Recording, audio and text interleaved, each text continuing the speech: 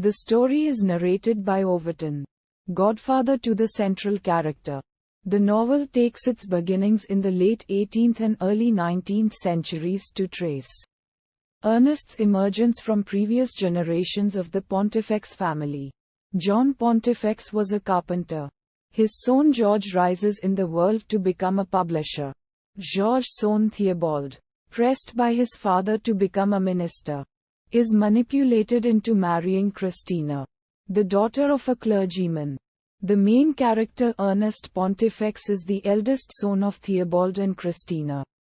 The author depicts an antagonistic relationship between Ernest and his hypocritical and domineering parents. His aunt Alethea is aware of this relationship, but dies before she can fulfill her aim of counteracting the parents' malign influence on the boy. However, shortly before her death she secretly passes a small fortune into Overton's keeping, with the agreement that once Ernest is 28, he can receive it. Uddharan Chinn. As Ernest develops into a young man, he travels a bumpy theological road, reflecting the divisions and controversies in the Church of England in the Victorian era. Easily influenced by others at university, he starts out as an evangelical Christian, and soon becomes a clergyman. He then falls for the lures of the high church, and is duped out of much of his own money by a fellow clergyman. He decides that the way to regenerate the Church of England is to live among the poor. But the results are, first, that his faith in the integrity of the Bible is severely damaged by a conversation with one of the poor he was hoping to convert.